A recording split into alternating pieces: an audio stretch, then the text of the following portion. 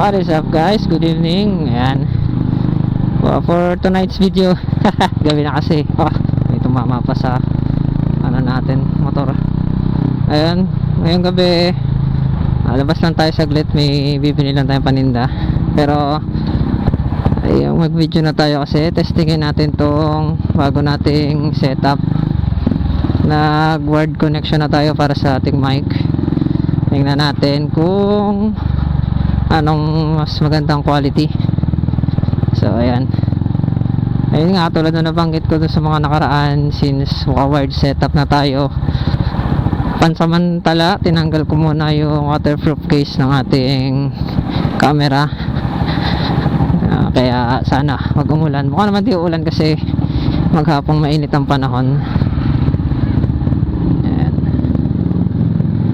So ang mic pala natin is Boya. Yan, sa pagkakalam ko, yan, tama, Boya. So, yung gamit nating mic ngayon, nabili natin to sa memory.ph. Yan, shoutout po sa inyo. Halos lahat naman to ng mga gamit natin pang video natin is from memory.ph. Kaya napaka-solid yan. Thank you po sa mga good deals na binigay nyo sa amin. Yan. So halos lahat naman ng gamit natin is from memory.ph, kaya thank you po memory.ph. Napakaganda ng mga pinapadala nyo sa akin. Since hindi na nakalagay sa waterproof case yung ating camera,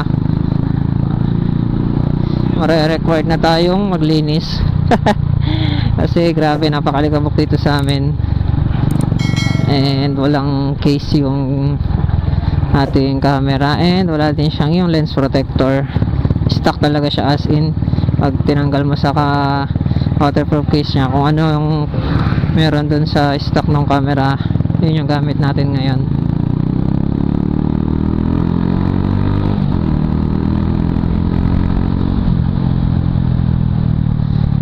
So yun, update lang sa motor natin guys. Pasensya na, hindi ko na ito na videohan, pero nakapag-change oil na tayo, and then nakapagpalit na rin tayo ng speedometer cable. Kasi sobrang busy na naman. Yes, busy talaga. Hindi na halos makapag-video kasi nagmadali lang tayo sa pag-change oil at pagpalit ng speedometer cable. Bale, nagka-problema is yung nakakabit sa kanya na pang wave 100. Naputol nga yung sa loob ng cable, pero hindi katulad ng stock niya, nasa gitna na putol. Ang nangyari kasi, yung pinakandulo na nakakabit dito sa baba, sa may gulong, sa may gearbox, yun yung naputol. Tapos bumara yung dulo niya doon sa gearbox. Ayun, kaya medyo natagalan yung pagpalit natin. Kasi kung di matatanggalin yung naputol na part, hindi mo rin makakabit yung bagong binili natin na speedometer cable. So hindi siya hindi mo rin magagamit yung speedometer cable, parang wala din nangyari. Medyo mahirap siya kasi as in wala nang kakapitan yung naputol na part. Hindi mo na siya mahugot kahit naka-pliers ka, pliers. Ayan, ang ginawa na lang natin, WD-40, tak tak tak tak, ayan, tinaktak natin. Ayan, eventually natanggal naman siya. Buti na nga lang kamo, hindi na natin pinatagal kasi siguro mag-i-stack up na talaga yon. Ang hassle pa naman kung magkapalit tayo ng buong gearbox. Then change oil ang gamit natin. Hindi ko tanda yung gamit, pero habulin ang gamit natin ngayon. Kung hindi ako nagkakamali, nakahabulin yata tayo na 20W40. So far so good. Yun, maganda naman yung niya, feedback ko. Hindi ko pa na long ride, pero yung gamit ko dito wala naman, hindi naman siya magaspang sa makina. Tsaka parang hindi siya ganun kainit. Ewan ko lang, hindi ko pa kasi nagagamit nga sa long ride eh. Pero pagka yung mga dito lang, punta ka ng bayan, yan, hindi siya ganun kainit sa makina.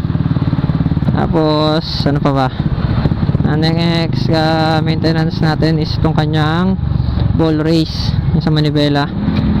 Pero ngayon may tama na tong niya, yung bearing ko sa harap, medyo kalug na siya, kaya papalit na rin tayo. Dumaan ako noong nakaraan sa motor shop, pero sa tinatanong nila is kung anong sukat. Kaya lang, problema, hindi ko tanda. Kasi napalitan ko na din to eh. Sa ibang shop nga lang ako bumili noon. Pang mga wave din yata yung binigay sa akin. Hindi ko sure kung wave 125 or 100. Pero pang wave din siya eh. Nag-fit naman. Kaya lang ngayon, may tama na nga ulit. Kalug na siya. Pero doon na tayo bibili sa kabila. Malaman kung paano natin gagawin. Kung babaklasin ba natin, tas pipicturan, tas yun ay ipapakita sa kanila para may reference tayo. Gusto ko sana bilhin na nating bearing is yung ano na, yung original, yung stock. Lang sakasa pa kasi yun. Kung sakasa pa, magantay pa tayo ng 1 month or mahigit. Ang tagal. Wala silang ganong spare katulad nung sa spark plug. Wala rin silang spare, puro order. Tagal kasi 1 month.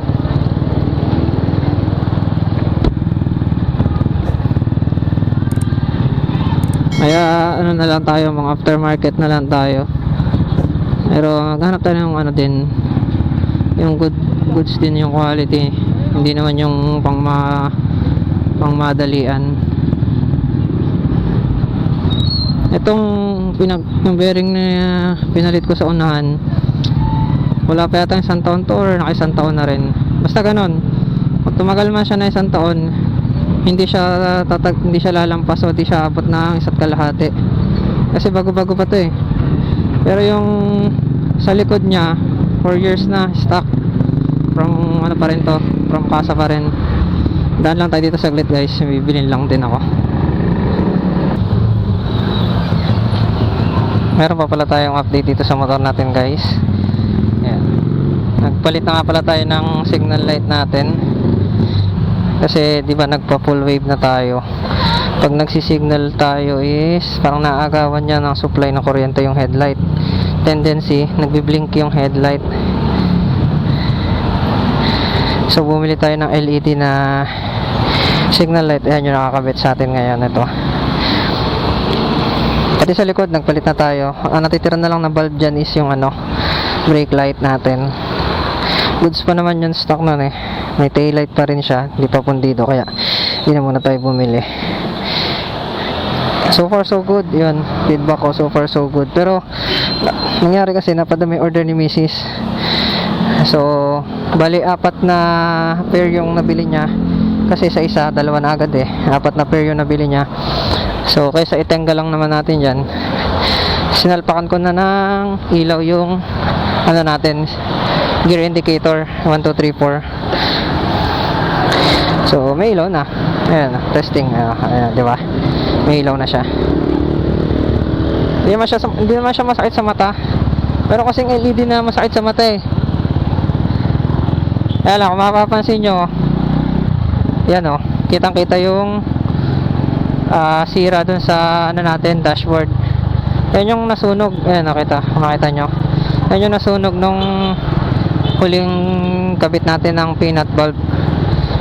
12 watts yata yung naikabit ko nun. Kasi nga binili lang din natin sa talyer, sa shop dyan. Nasunog siya. Ang nasunog is yung number 2 at number 3. Kaya pansin nyo, kitang kita dyan oh. Pag nag press ka, third gear ka, kitang kita pa rin third gear natin. Ayun oh. Nakita nyo may guhit. Yun yung goma nakakabit dun sa ano natin, speedometer, dashboard natin. Nagkaroon tuloy ng space ng awang yung second at third. Pero okay lang, since nagagamit pa rin naman siya, nalagyan pa rin siya ng ilaw. At saka sa loob naman yung sira, hindi naman sa labas, so hindi pa rin siya makapasukan ng tubig. So yan yung ano natin, nabili natin na signal light or speedometer light from Black Up. Kung gusto nyo rin yan, nasa yellow basket lang natin yan guys. Lagay ko na lang din yung link para makita nyo.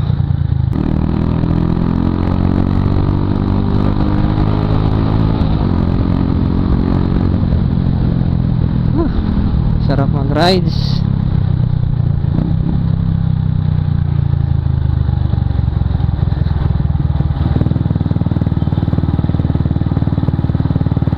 So ayan, pauwi na tayo guys, malapit na tayo. Yun lang yung lakad natin. Testing lang din ulit natin yung setup ngayon na wired. Noong nakaraan ng video natin bagong setup natin na Bluetooth mic. Bagong Bluetooth mic kasi nga 'di ba nasira yung luma na ginagamit natin. Tapos ngayon panibagong setup na naman. Compare lang natin kung anong mas maganda. Kasi nga since itong cam natin is hindi supported ng ibang plug kasi nakaano lang siya USB type yata to. Hindi siya micro, hindi katulad ng charger ng mga sinaunang Android phone. Parang siya para siyang micro USB pero mataba. Hindi ko ma-recall yung exact na tawag.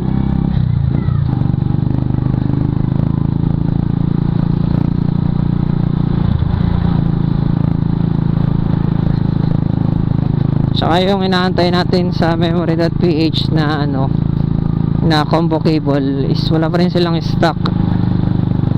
Kaya nag-go na rin tayo dito sa Boya since sinasure naman nila na good quality rin to. Kaya try na lang din natin. Yung SJ Cam brand kasi na wired mic, nanood din ako ng mga review na para sa SJ Cam din na SJ6 Legend. Yung brand na SJ Cam mahal siya pero ewan ko ba't ganun yung pinalabasan ng audio quality nya. Hindi siya ganun kaganda para sa price point nya. Kaya pang hinayang lang. Kaya buti na nga lang din na check tayo ng mga review bago tayo bumili nun. Kasi inisip ko pa naman since SJ Cam din yun, maganda.